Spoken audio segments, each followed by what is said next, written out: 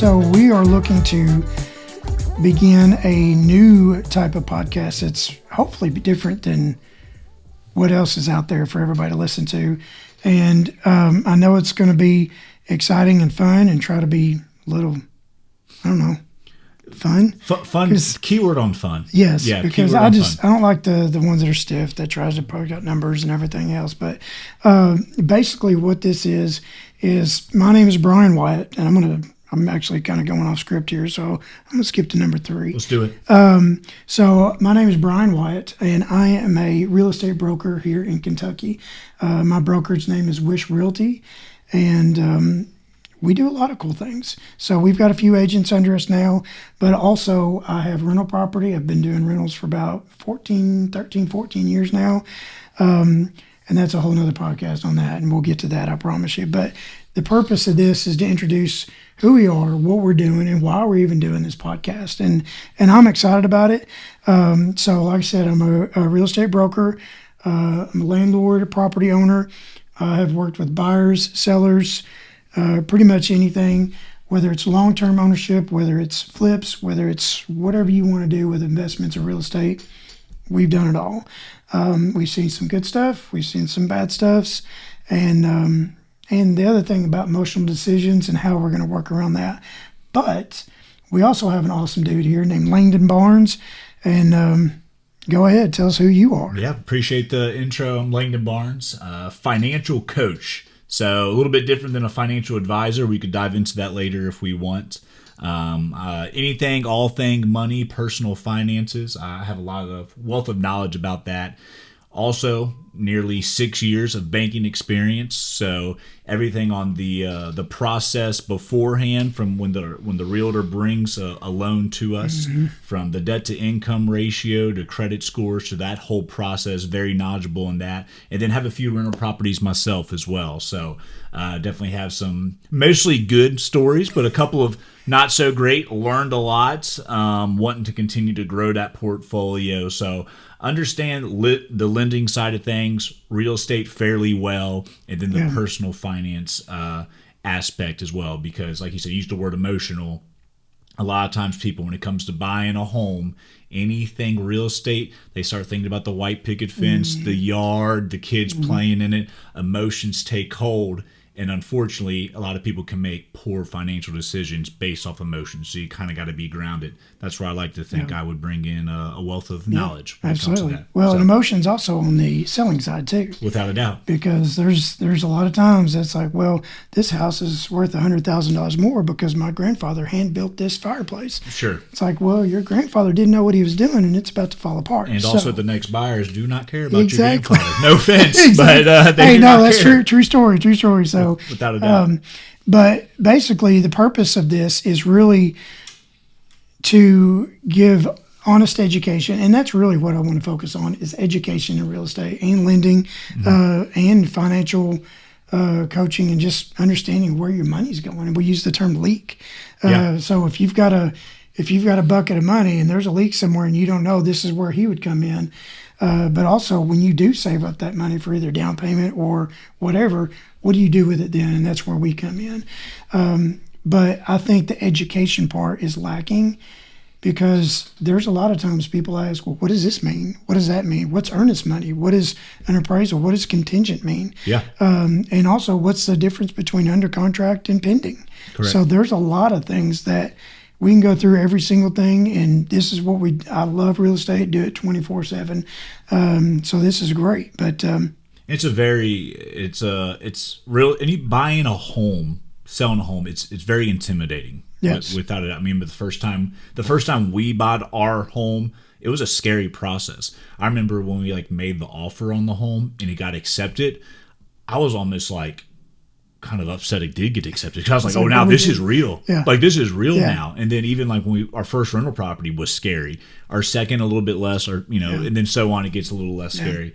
But it's similar to just the real estate side, the personal finance side. These are topics or things you're not taught. Yes, it's exactly. It's probably not caught in your household either. And unless you have somebody to walk with you, you're going to learn by, unfortunately, making poor decisions. hopefully they're not so poor that they, they're a detriment for the rest of your life. Yeah. But that does happen. So yeah, there's a lot of things, daily decisions kind of affect where you are and where you're going to go. yeah, I mean, just like the rental market is absolutely crazy because right now the key is because people don't have enough savings to have a down payment. yeah, Sometimes buying a house is a whole lot cheaper than renting, but you just don't have that down payment to get past that hump. yeah, And that's the other thing we need to talk about later and down the road is what kind of programs do banks have to offer 100% financing, to offer low interest rates, whatever that looks like. And I think that's why having you here, having me here, we see both sides. Yeah. Because one, you're going to be on the front side because whenever you go to look at a house, okay, what are your finances? Because when you go to a lender, and as a former lender, I'm sure you're going to say, we ask everything that you could possibly have for, almost down to a blood type, your firstborn, anything else, all your personal finances, everything is going to be scrutinized. There was a time where you could just say what you made, Yeah. and that was good enough. Yeah. That kind of put the country in a little bit of a pickle there for a little while. But I think what you just said, some people are always, oh, that's already a little bit complicated. I think that's why we kind of wanted to do this was there. And if you just Google, get on, Instagram, YouTube, you will see 50, 100, thousands of people with opinions. Yes. Different opinions. You should do the absolute statements, and personal finance is personal. So like our goal here is to one, provide the literacy, financial literacy, real estate literacy, but also like how to apply that knowledge, what this means for you, and because you're the first, I'm the middle, and then you're the back end as well. So once you start trying to save money for a house or commercial property, whatever, you've got to start your finances up front. without a doubt. Then you contact a real estate agent. We walk you through. We get that done. And then at the end, you got to go back to Langdon or whoever and just say, hey. Once you buy the house, life isn't over. It's just starting. Yeah, it's not over. You just got a whole nother set of problems now. Yeah, without a doubt. So I got a couple questions for you because I know you made introduction, but I know you didn't graduate high school, college, and then just went straight into real estate. Gotcha. So you had a little bit of a journey. So I'm interested to know a little bit more, and I'm sure people are. How'd you get into real estate? What do you enjoy about being a broker? Walk me through, maybe not the whole life story, but just I appreciate you asking. What brought you into real estate? So we had, I'd say probably 13, 14 years ago, we had a chance to buy our first duplex. And it was out on New Hope Church Road, and it was a great purchase. I mean, it was good. We had, and that's what you learn. And I am a seasoned agent and a broker, and I made mistakes when I first bought because I didn't know. I didn't have a podcast like this to tell me, oh, here's what you do. Yeah. Now, you do have podcasts out there that say, oh, for no money down, you can make millions of dollars in riding this jet that I'm riding in. Yeah. I'm sorry, but that's not real. The get rich quick, it's not real. Too good to be true, stay away from because as soon as you sign up, they're going to ask you for money. Yeah. Oh, you need to use this. You need to have this. You need to buy this. And it's all their product that they're pushing. Yeah. And so there is money down. It may not be this or may that, but so we bought our first duplex, started doing that. We got a lease, we got our renters in, and then we bought another one. Mm-hmm. And it just kind of built from there because I wanted to have something that if something happened to me, because I was working a full-time job. I worked at the railroad here in town, and I had a full-time job, had a wife and kid, newborn, we adopted, which is wonderful. But I knew that if something happened to me or if I couldn't work or whatever, what's some passive income that could just be there? Yeah. And so I was like, hey, this that would be reminds great. me, passive income. We should have another episode on how passive the income truly is. So whenever you have that coming in, it gives you a little bit more peace of mind. So when you go to sleep at night and you're still making money, that's peace of mind. Yeah. And so the other thing is, so we started on that, and again, I was at a job. It was a great job. I loved it. Railroad retirement is wonderful. Yeah. It just wasn't me. So I was sitting in an office. I felt like a zoo exhibit because it was 3 walls and a glass wall. Beautiful office, whatever.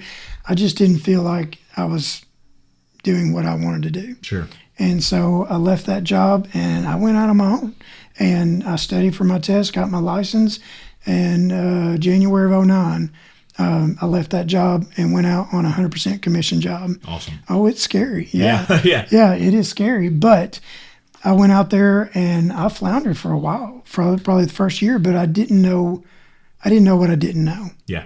And that's the other reason for this, is not only to train agents that are under me now to ask those questions or to even tell them what they don't know. So that way we can kind of educate them a little bit more. And so it took me some time to get my feet out from under me or feet under me and then move on. So that was, like I said, it was '09. So it was about 6 years. Yeah, 6 years, or maybe if it's '08. And so you were a real estate agent on your own, and then decided, hey, I'm going to now start my own brokerage, continue to still sell real estate, help people buy their homes, but I'm going to have some people under me as well. And that's currently where you are today. Yes, because you have to have your license for 2 years before you can start your own brokerage. Yeah, prove yourself a little bit. And honestly, 2 years is not long enough to learn what you need to know and then have a brokerage. I'm still learning today. Goodness. So, yeah. But, well, I guess the question for you is, how did you get started in financial coaching? Oh, man. Oh, gosh. I mean, did you just wake up knowing what interest rates were and be like, man, this is a great topic? That's what it is. Yeah, it started in August of 1991. Just knew everything about money. No, I unfortunately, my poor decisions in early adulthood is what kind of led me to where I am. So there's probably multiple parts of the story, but I think the true most defining one is it would have been like 2019. My wife and I married, wanting to buy a house, potentially start a family, all that good stuff. Things were going well. We were financially stable, comfortable. We did our taxes that time, got a little bit of a refund. I remember having a conversation with our CPA saying like, yeah, you got a couple of write-offs, and then, having the $8,000 of interest for student loans helps you. And I just remember thinking, we had a what? He said, yeah, over $8,000 of interest. I don't know about you, but $8,000 is a good chunk of change to me. So at the time, we had about $75,000 of student loan debts. She had 40, I had 35. Hers was a little bit better than mine when it came to the actual degree. But I remember we came home and just had a conversation of, we have nearly $1,000 a month going to these student loans. I don't want to keep these things till we're 40 years old. We need to get serious about our money. We need to, I'm going to say the B word, we need to get on a budget. Yeah. We need to be intentional. We need to get intentional. Yeah. We need to do this thing together. And we were together. And this was a year into marriage. So it was one of the first things we like truly did together. Yeah. That was like, I would say almost life-changing. And then, of course, not too long after we started the journey, 2020 happens. That threw a wrench in things. So we thought. But my wife was able to work overtime. So overtime shifts, overtime dollars went to the student loans. Oh, nice. Any Christmas bonus, tax refund. I was trying to find dollars everywhere I could. So in about 3 years, we paid off all $75,000. So holy cow, just that's completely wiped it away. And I think at the time we did that, I probably posted something on Facebook, probably for my own pride and recognition, but it turned out to be great. Not long after that, I remember friends, coworkers, hey, that's awesome. How'd you do it? Yeah. So it started with just conversations, and then it went into, hey, if you're cool with it, man, print off your budget and I'll show it. And then it was like, wait, we don't keep a budget. Oh yeah, we need to do that. We need to start with that. So like at first I was like just helping people, like I was like a budget coach. Yeah. I did it all for free. Yeah. And then I started just working with people for free, and I loved it. Yeah. I mean, it was fun to me. Therapeutic almost. Finding money here, finding money there. Very eye-opening. And then I remember somebody made the comment of just like, man, you should charge for this. And I was like, oh, I don't know if people charge for this. So I did a little research and found out financial coach is actually a thing. A money coach, a budget coach, financial counselor. I don't have my counseling degree, but I got a life experience. Well, but the fact that you paid off $75,000 in 3 years, that's an experience. easy resume right there. Without a doubt. So basically what that turned into was, okay, I'm going to put it out there and I'm going to charge somebody some money to do this. I don't know if anyone's going to pay, but let's try it. How much was your first? At the very first time I did it was a 2-hour deep dive for somebody for like $100. Okay. And I spent I spent like 4 to 5 hours with them in total. That is absolutely worth it. So, but like breaking it down wise, I was Yeah. like, okay, Yeah. I don't know if that's sustainable, but it went well. So then I've slowly kind of worked, and my systems have improved greatly. It's not, I learned very quickly, it's not as simple as, oh, you just need to spend more money or spend less money and then do this. There's a lot of background information that goes into it when you're working with married couples. And there's emotions too. So, just like we said earlier, it's yes, emotions. depending on how your upbringing was, plays a factor. If you and your spouse are on the same wavelength, which unfortunately many aren't. So that's kind of my why, like my story is what gave me the passion. I'm a millennial, 34 years old, so my I am not 34. my 40 or something. Yeah, 50, 51. So my generation is they're just struggling, and Gen Z struggling as in go to college, get student loans, go out, and life's going to be great. That's not what happened. So we're guaranteed a job once you get. Oh, there's going to be a job for me when I get out of college. Yeah, and that's just not, and that's not. Yeah. But you got to take some ownership in that too. So I'll work with anybody is what I say, but I work with a lot of millennials, just helping them take control of their money. Whether there's many of my clients are living paycheck to paycheck, but they make good money, so they have no systems in place, and they need accountability, and or they want to pay off debt. But not all of them. I mean, I work with quite a few realtors and business owners who the income's maybe inconsistent, so we need a better plan in place. Or, hey, I have no debt. I have a fully funded emergency fund. I need to level up.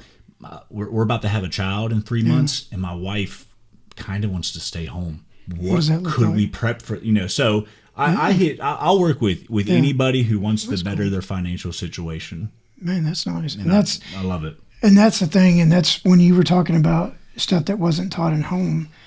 I mean, nobody sits down and it's like, all right, kids, today we're going to talk about credit cards. No. And let's do this. And honestly, I had a client just recently that whenever we were filling out earnest money to buy a house, I said, well, do you have checks? Well, we've got to order checks. Okay, great.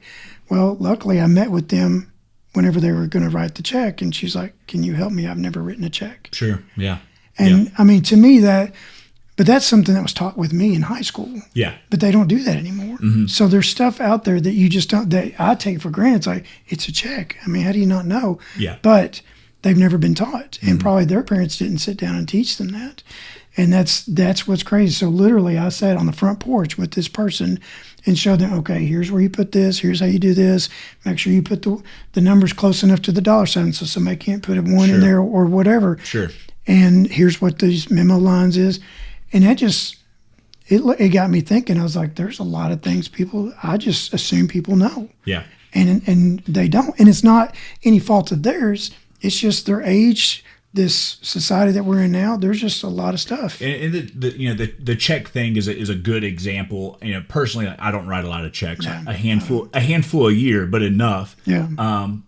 So over time things obviously change, but one thing has always kind of been consistent is if you spend more money than you make, you're going to put yourself in a bad financial place right there. So always the saying is keeping up with the Joneses. I always joke, the Joneses are broke. Yeah. So like you just don't look like that. You see the brand new car, you don't see the $752 a month car payment. You see the family that just went on vacation, you didn't see the $8,000 of credit card debt they racked up that they're going to pay off for the next 18 months. Yeah. You might see that, the 21% interest. Yeah, or even higher. So there's a contentment level, and it that all meshes when it comes to real estate. Just you see what your friends or your peers are being able to buy. One, you don't know if they truly can afford it. So that comparison trap is dangerous. But also, just because there was a time, I don't know the exact stats, but there was a time 50 years ago, the average home in America was like 12 to 1,300 square foot. Yeah. And families were bigger than they are now. They're, the birth rates dropped. So like families were there was 5, 6, 7 people in that house. And guess what? They were just fine. Yeah. And now the average home, we're up to 2,000. The family size has dropped, but it's still not. So it's like, wait, how's that add up? How much room do you need to sleep? Exactly. It's a bedroom. That's all you need. There's a contentment that plays a factor with your personal finance and in the real estate world as well. I like the term contentment trap because you almost feel like, well, and I've always heard there's always going to be somebody richer than you. There's always going to be somebody poorer than you. Always, yeah. And I think that's where most people are struggling, is just be happy with where they are. Yeah. There's studies done, but if I guarantee if I go to somebody who's making $75,000 a year and I ask them what number would make you happy or would make everything just so much better, $100,000. Mm-hmm. I go to somebody who's making 100.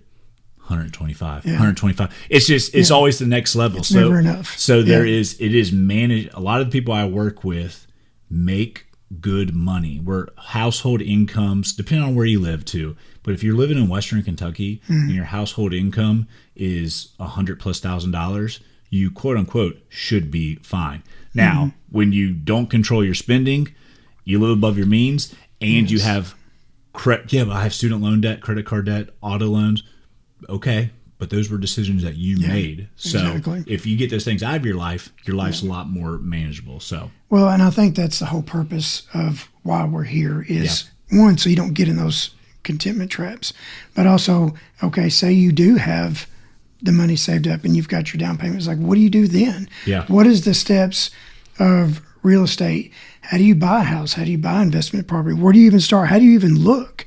And I think that's thing. So if you don't mind, how did you and your wife decide, okay, we're going to get rental property? Oh, gosh, yeah. How did that even? It was my job. I was working in banking and I was working in the commercial lending side, and I saw my very first loan I ever worked on.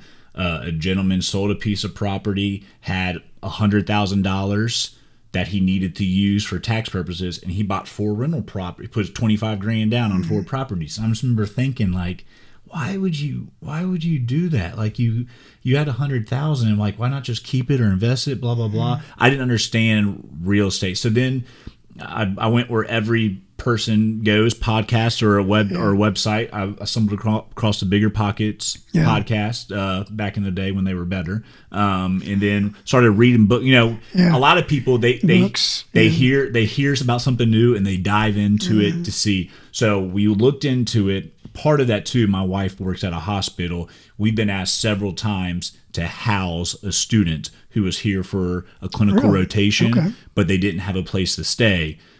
So like we kind of thought that market was already there. So we were like, hey, let's go for this. We got some money saved.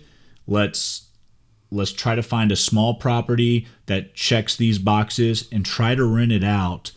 We call it midterm. Yeah. And we took some bumps along the way that first but like after that first year, and then tax time came around and we saw the appreciation, we saw the leverage side of it, not having to put all that money down, the tax benefits without a doubt, and then the cash flow.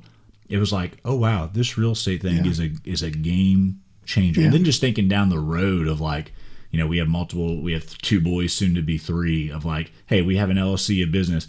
When these boys get of age, we can pay them through the business. Mm-hmm. Absolutely. Have a tax deduction. They can make money that's not taxable and invest it. It's like there's so many factors that went into it. So I kind of always heard real estate is one of the best investments. I'm a big real estate and stock market guy.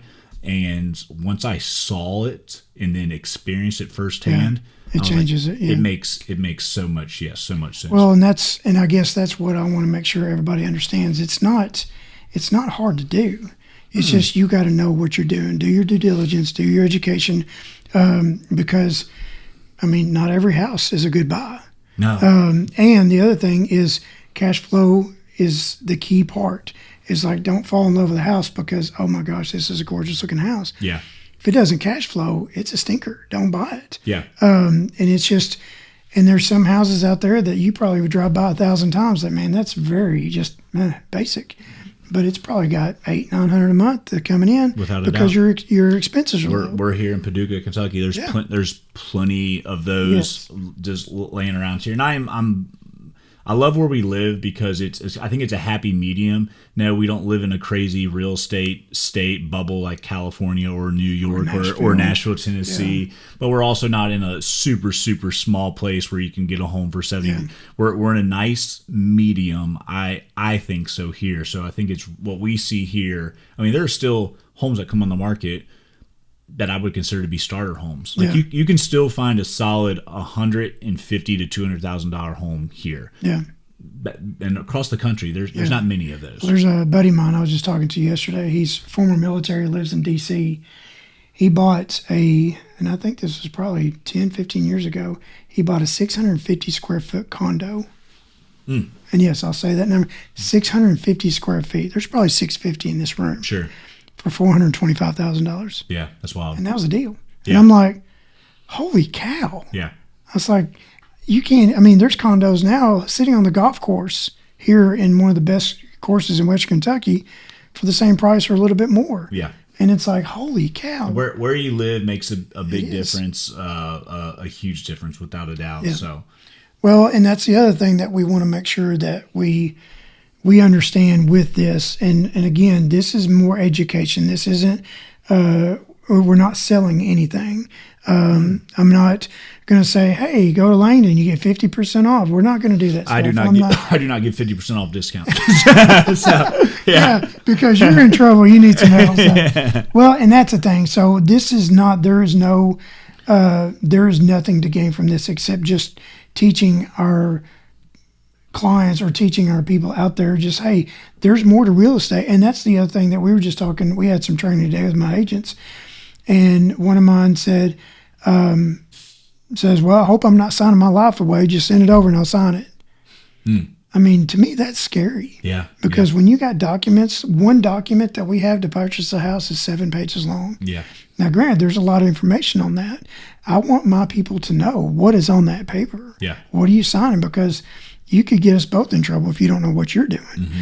Mm-hmm. So there's a lot of things that I want people to understand in real estate. Hey, this is fun. It's a great investment, but it's also serious, and there's legal consequences. Yeah.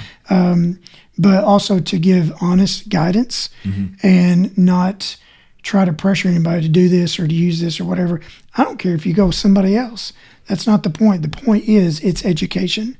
We're here to tell people, one, how to be better with your money. And then also when you are ready for a house, whether it's commercial or residential, what do you do? Correct. And what do you do with that? So, but other than that, we're just kind of see what we've got. I know one thing on here I've got a little note, a nice looking house can still be a bad investment. So the one thing on there is they always say lipstick on a pig. Yeah. It can be beautiful. It can be great. You walk in and wow, this is gorgeous. But the basement could be flooded, Yes. could have mold throughout, and all they've done is just paint over it. Living where we live, like where I'm from, Northern Kentucky wise, basements are a huge thing everywhere.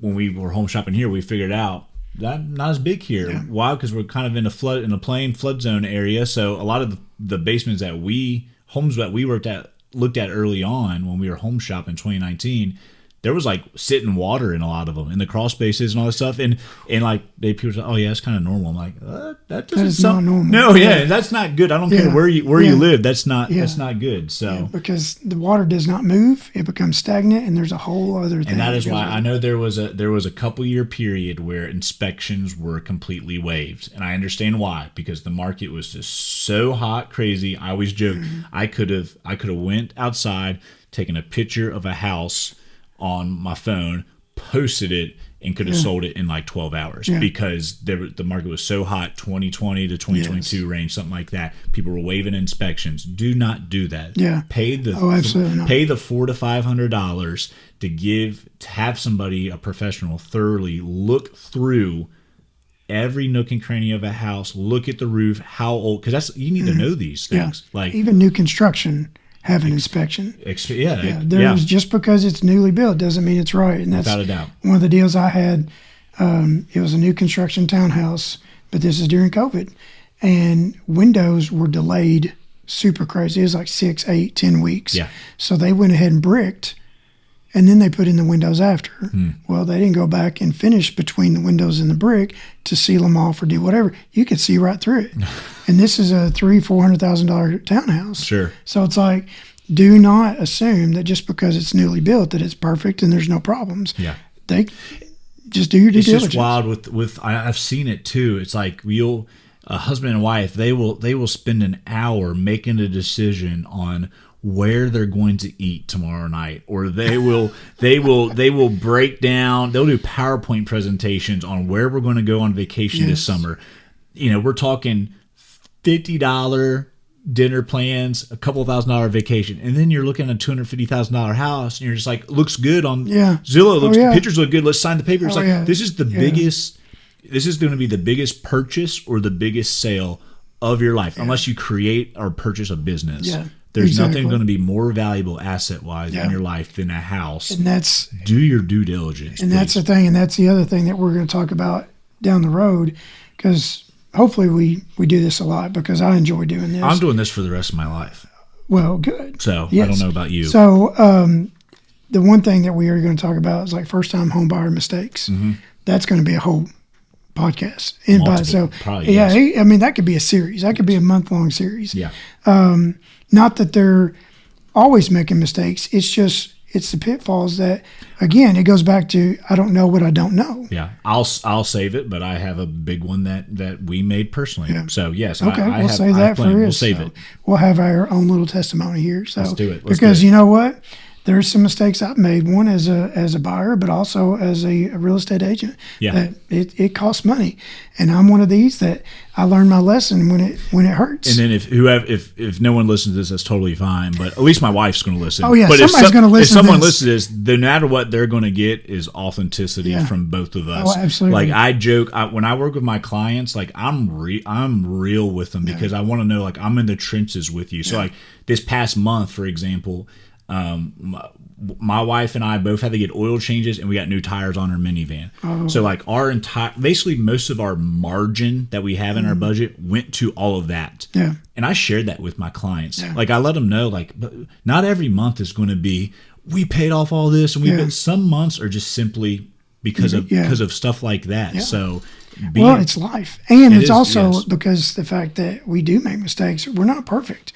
And we're not coming here to say we are or we're so much smarter. Mm-hmm. We did it sooner. We've made the mistakes, so you don't have to. Yeah. And that's okay. But and something else, with my experience, but then obviously yours as well, is when it comes to a lender, to a bank, someone who's going to give you, hey, I'm going to give you $200,000-$400,000 to buy this home. Yeah, they're going to want something in return. Yes, they are. What they're actually looking for when it comes to your income, to your credit, your debt to income ratio, all these other fun things that we can dive into, because that's another facet that's very, very important. Well, and a lot of times there's a lot of I guess alphabet soup thing that they throw out. Yeah. What is your LTV, your DTI, all that stuff?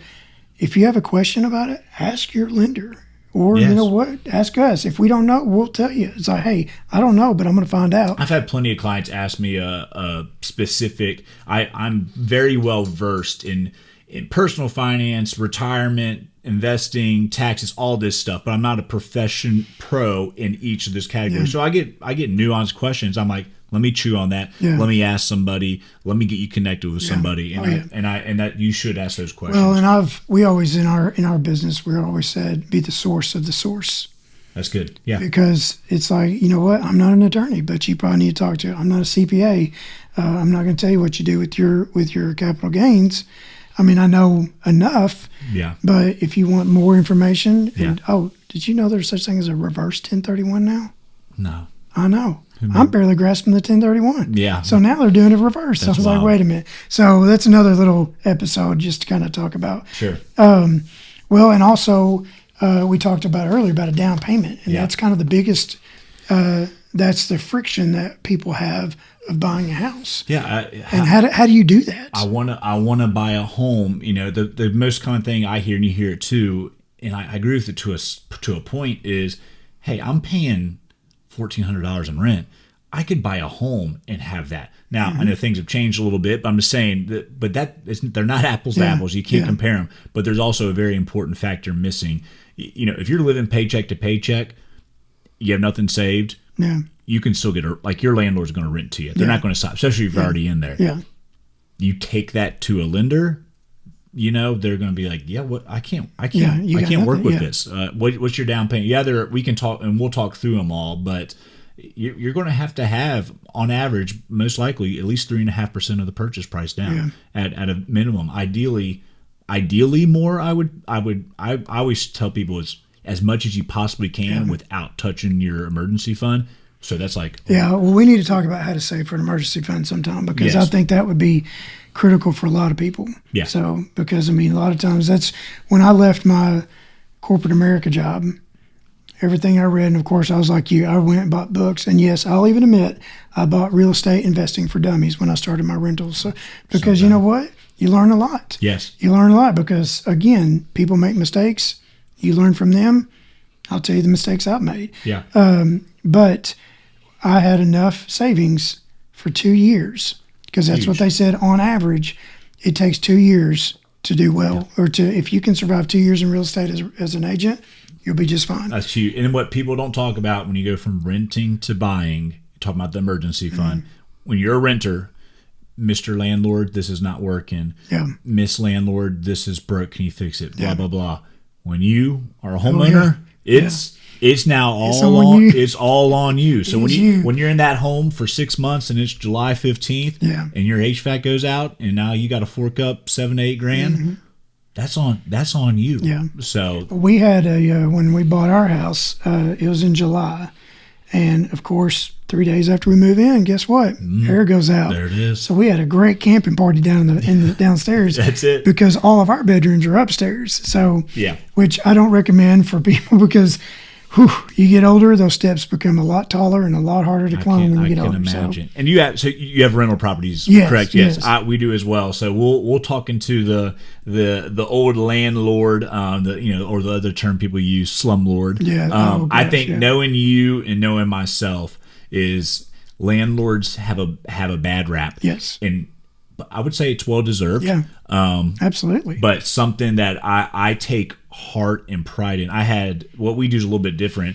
Multiple guests leave and arrive over this past week, and it's not like I'm checking in with them. I'm messaging them. How's everything going? Do you need anything? Like the do's and don'ts of landlording. Yeah. Oh, absolutely. And what it comes down to is, if you were a tenant, how would you want to be treated? That's kind of how I just kind of live my life in general. But Well, and that's one thing that I've started doing. So Goodwill here in our community, they've got the Opportunity Center over on Broadway. they sure do, yes. And wonderful facility. They had the best real estate agent help them find that.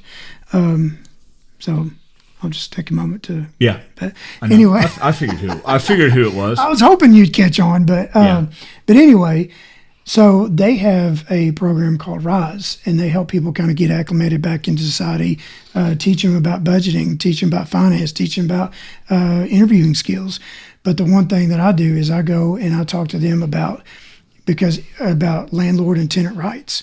Because if you have a property, or if you're living in a apartment or mobile home or whatever, regardless of who you are, regardless of your income or your background, Yeah, you have a right to a safe and clean place to live. you sure do. Just because you do not own it. Yes, Correct. exactly. And just because you don't make 100,000 a year doesn't mean that you get to be treated like this.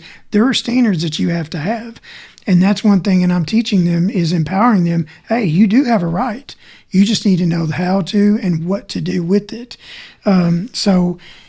And I think that's the thing, is we just got to make sure that our people out there, whether you're a landlord or whether you're a tenant, there's things that you're required to do. And they just think, oh, nobody's going to get caught. Nobody's whatever. It doesn't matter. No, it does matter. At the end of the day, you got to go home knowing that you're making money and somebody doesn't have hot water or their heater's out or whatever. So there's just a lot of things that you've got to do. But also, along with investment properties, you have listings, you have buyers. Yeah. So when you have a client that is looking to sell their house, what do? There's mistakes on that side too. Yeah. So we'll get into that. And then, but the one thing I wanted to ask you, I know what has made it worth for me to have investment property. What what do you see as the benefit, and why do you think, or are you going to continue to get more, or are you content with where you are? So yeah, yes, we will continue to get more. We've looked at them and we've made some offers. Things don't go through. That's the thing too. When you buy your personal residence compared to a rental property, your mindset should be totally different. I'm okay with a little emotion coming into a personal residence. Now, if the asking price is $250 and your budget is, I can't go over $240, but maybe if we stretch it to $255, we could get in. And then so you emotionally make a decision to make a poor financial, that's when it's bad. But when it comes to rental properties, it is strictly a financial strategic. So we evaluate a property. I look at, hey, this is the number. We got to get it at this. Maybe we go up to here, and if they're way off, then we just kind of move on, because there's no emotion into it. There's a little bit oh man, I wish we could have got that, but we move on from it because it's a strictly financial decision. But personally too, I work a full-time job. I have a full-time financial coaching business. I'm very, very, I know we are, but very, very active in our church at Heartland. 2 little boys with a third on the way. So we're about to have 3, 4 and under. Boy, God bless my wife, all boys. I say all that to say real estate investing, it's not as much work as working a job, but it's definitely not passive.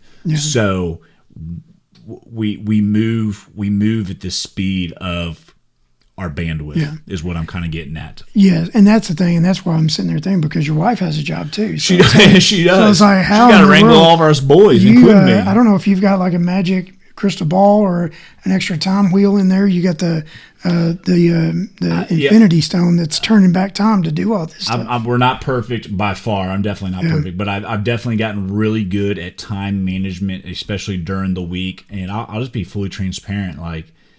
I once, or maybe usually once a month, I'll do a Saturday morning financial coaching call. The rest of them, I have them at times that don't interfere with my family time. That's really, really important to me. And that is, I think, is key. Which is huge. But I'm really big on wake up about 4 a.m. Okay, you lost me. Yeah, so wake up. You lost me on that one, dude. So that gives at least 2 hours of time in the Word, time to exercise, time to work/plan the day. So I'm just really good at breaking out. I'm not really good, but I'm decently good at breaking out time. So if I get up at 4, it's not to get up and stay up. I gotta go to the bathroom. And then I'm getting right back to it. So. Well, that's good for you. But you overall, and that's one thing I wanted to do is, you don't have to be a real estate agent or a broker to have rental property. And you don't have to do rental property full time. You can have a little bit of mix, and honestly, it's just another source of income that you can have. There's also something called property managers that you can outsource a lot of it. We do our own stuff, but it's just not very difficult. I mean, yes, a call comes in every now and then, but we pay somebody to take care of it for the most part. So it's not like we're going to properties on a weekly basis. Well, and that's the thing. And what I want to make sure is, for our next episode, whatever that is, but I think what we want to do, and like I said, unless something comes up, I like to just kind of wing stuff a lot. But I think right now, with interest rates being the hot topic, what's interest rates? And that's one thing that I enjoy. I don't have to go and tell people I do real estate. I don't have to go, hey, do you want to do this? Hey, do you want to say that? Do you want to do that? They ask me, what's the market like? Yeah. What is the market like? What's it doing? What are interest rates now? Yeah. So the good thing is we get emails and we do our research. But what does it mean to really go through the process to buy a house? Yeah. And that's what I want to do. One, to start, I'd say that first next podcast is what does it take to save a down payment? And then what is a down payment option? Sure. You've got 100% financing. You've got government-backed loans. You've got conventional loans. You've got cash. That is your expertise. I know what it is. Yeah. But how it applies, I don't know. Yeah. So, but this is where we are. But is there anything else that you can think of that you'd want to No, I think talk about? the goal of today, I think, was basically just an introduction, who we are, what do we do, why do we do it, kind of just lay an outline, and then from here on is getting more specific when it came to the topic, like you just mentioned. I love that's a good starting point, and we're just going to we're intertwine real estate, everything that involves real estate, personal finances, because they're together. You can't buy a house without money. Yeah, it's peanut butter and jelly, baby. Yeah, yes, it's all day long. So without a doubt. So all right, well, good deal. Well, hopefully we'll do some great things, learn a lot, and I'm sure during this we'll probably get some. Oh, and the other thing is we're going to try to have people on that are smarter than me, which is not going to be hard to do. But I want to get like inspectors, lenders that are in it daily that do this full time. Yes. Appraisers, other landlords, other agents, younger agents to say, hey, what do they do? Or what got them into this, and why do they like this? And just go from there. And it's a great way for people to share their expertise and their wisdom, and also it doesn't bother us promote themselves a little absolutely. bit. We're all there. I love a thriving community when you have realtors, lenders, banks, financial coaches, financial advisors, insurance agents. We're all thriving together, because if we're all thriving together, that means the community itself is doing well, and the community understands more of the process and how this works, and not just scary. Because that's one thing I think everybody said. It's like, I'm scared, I'm nervous, or whatever. Man, this is fine. Don't be scared. Don't be nervous. But I think it's the process that they don't know. So that's just the unknown is what scares them. But we're here to eliminate that. So, sounds good. All right. You good, dude? I'm great. All right. Let's go. Hey, I appreciate this, and we're gonna do awesome things. So hopefully we'll have a next one, and we'll do a whole lot more deep dive on stuff. And honestly, if you see something that you want, let us know. Email us, call us, whatever you want, and we'll talk about that too. Sounds good. All right. See you, Langdon.